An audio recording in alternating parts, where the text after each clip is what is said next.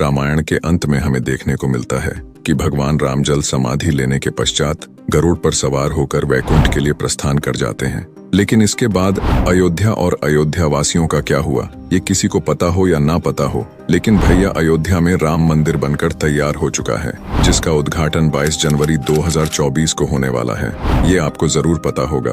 अयोध्या में बने इस मंदिर की कहानी कहीं न कहीं भगवान राम के वैकुंठ जाने के बाद से ही आरंभ हो जाती है, जब इनके पुत्र कुश के द्वारा अयोध्या में राम मंदिर निर्माण करवाया जाता है। और अयोध्या में राम लल्ला की प्राण प्रतिष्ठा को लेकर तैयारियां जोरों पर हैं, जिसमें सभी दिग्गज नेताओं के साथ फिल्म इंडस्ट्री के कलाकार भी शामिल होंगे। लेकिन क्या आपको इस मंदिर के इतिहास के बारे में पता है? अगर नहीं तो आज हम इस वीडियो में आपको बताएंगे कि कहां से शुरू हुई ये कहानी और इस कहानी में कब कब क्या क्या हुआ। पौराणिक कथा कहानियों के अनुसार प्राचीन काल में भगवान श्री राम के जल समाधि लेने के बाद और महाभारत युद्ध के बाद अयोध्या के उजाड़ होने और फिर से बसने का वर्णन मिलता है। लेकिन श्री राम जन्मभूमि अयोध्या और यहाँ बने श्री राम मंदिर को एक नहीं बल्कि कई बार आक्रमणों का सामना करना पड़ा। अयोध्या को नष्ट करने के लिए मुगलों द्वारा कई अभियान भी चलाए गए। भव्य मंदिर को तोड़कर मंदिर में बाबरी ढांचा खड़ा किया गया, लेकिन प्रभु श्री राम की जन्मभूमि कभी नष्ट न हो सकी।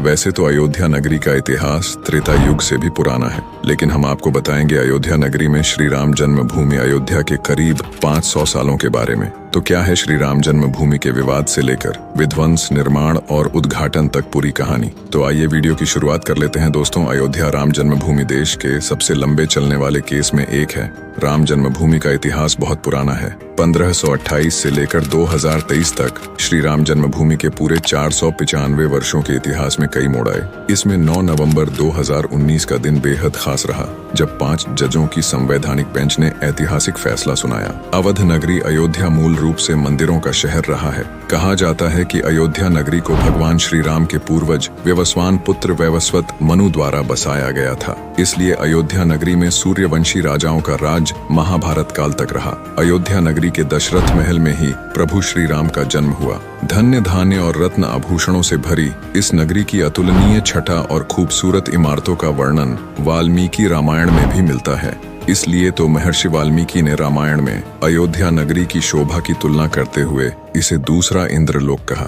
लेकिन भगवान श्री राम के जल समाधि लेने के बाद अयोध्या में कुछ समय के लिए उजाड़ हो गई थी। कहा जाता है कि राम जी के पुत्र कुश ने फिर से अयोध्या का पुनर्निर्माण कराया और इसके बाद सूर्यवंश की अगली 44 पीढ़ियों तक इसका अस्तित्व चरम पर रहा। इसके बाद महाभारत काल में हुए युद्ध के पश्चात अयोध्या फिर से उजाड़ हो गई। दोस्तों, अगर अयोध्या में आक्रमण की बात करें तो मुगल आक्रमणकारी बाबर के सिपहसालार मीर बाकी ने भव्य राम मंदिर को तोड़कर उसी जगह पर मस्जिद का निर्माण कराया। इसके बाद से ही समय समय इस स्थान को लेकर हिंदू समुदाय के लोगों द्वारा यह दावा किया कि यहाँ भगवान राम की जन्मभूमि है और इस स्थान पर एक भव्य प्राचीन मंदिर भी था। हिंदू पक्ष के लोगों ने मस्जिद में बने 3 गुंबदों में एक गुंबद के नीचे भगवान राम का जन्म स्थान बताया। उसके बाद 1853 से लेकर 1949 तक श्री राम जन्मभूमि पर जहां मस्जिद का निर्माण किया गया, वहां के आसपास के कई स्थानों पर पहली बार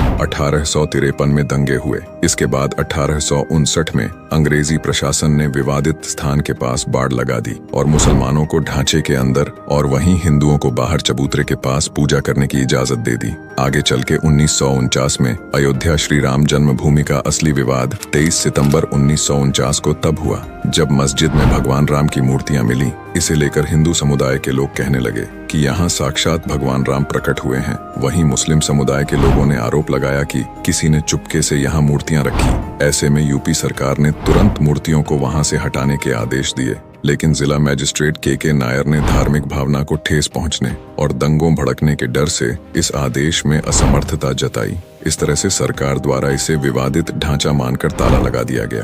1950 में फैजाबाद के सिविल कोर्ट में 2 अर्जी दाखिल हुई। इसमें एक तो विवादित भूमि पर रामलला की पूजा की इजाजत और दूसरी मूर्ति रखे जाने की इजाजत पर थी। फिर जाकर 1961 में यूपी सुन्नी वक्फ बोर्ड ने एक अर्जी दाखिल की और विवादित भूमि पर पजेशन और मूर्तियों को हटाने की मांग की। आगे अगर आपको बताएं तो 1 फरवरी 1986 में यूसी पांडे की याचिका पर फैजाबाद के जिला जज के एम पांडे ने हिंदुओं को पूजा करने की इजाजत दे दी और ढांचे पर लगे ताले को हटाने का आदेश दिया। फिर आया साल 1992। इस साल का दंगा ऐतिहासिक रहा। 6 दिसंबर 1992 को वीएचपी और शिवसेना समेत कई हिंदू संगठन के लाखों कार्यकर्ताओं ने विवादित ढांचे को गिरा दिया। इससे देश भर में सांप्रदायिक दंगे हुए और हजारों की तादाद में लोग मारे गए। 2002 का ये समय आपको याद ही होगा दोस्तों। गोधरा ट्रेन जो कि हिंदू कार्यकर्ताओं को लेकर जा रही थी, उसमें आग लगा दी गई और करीब 58 लोग मारे गए। इसे लेकर गुजरात में भी दंगे की आग भड़क गई और 2000 से अधिक लोग इस दंगे में मारे गए।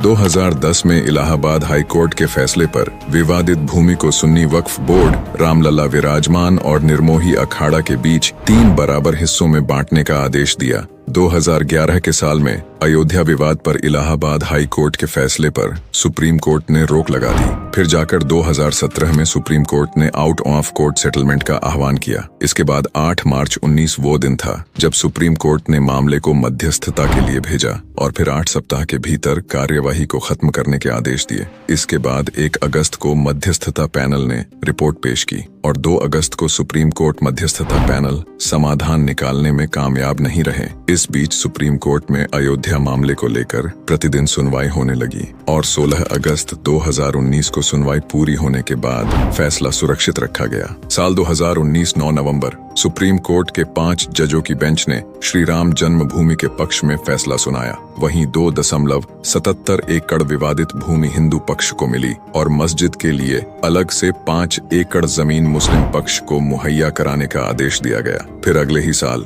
25 मार्च 2020 को पूरे 28 साल बाद रामलला टेंट से निकलकर फाइबर मंदिर में शिफ्ट हुए और इसके बाद 5 अगस्त को भूमि पूजन किया गया। और अगर पिछले साल की बात की जाए 2023 में, तब एक बार फिर से श्री राम की जन्मभूमि अयोध्या में रामलला का भव्य मंदिर बनकर तैयार हो चुका है। 22 जनवरी 2024 को रामलला के भव्य मंदिर का अभिषेक होगा। इस तरह से सालों साल चले इस विवाद का अंत होगा और रामलला की पूजा आराधना की जाएगी। करीब 500 साल के लंबे इंतजार और कड़ी लड़ाई के बाद आखिरकार 22 जनवरी 2024 को श्री राम जन्मभूमि अयोध्या में भव्य राम मंदिर का अभिषेक समारोह आयोजित किया जाएगा। यह सनातन प्रेमियों के लिए भक्ति, खुशी और उत्साह का पल होगा। यह अवसर एक त्योहार के समान होगा। 22 जनवरी को राम मंदिर के अभिषेक व प्राण प्रतिष्ठा के बाद 24 जनवरी 2024 को प्रधानमंत्री नरेंद्र मोदी के द्वारा मंदिर का उद्घाटन किया जाएगा। फिर सभी भक्तगण मंदिर में रामलला के दर्शन कर पाएंगे। दोस्तों, वीडियो पसंद आए तो वीडियो को एक लाइक जरूर करें और आपके क्या विचार हैं इस लंबे इतिहास के बारे में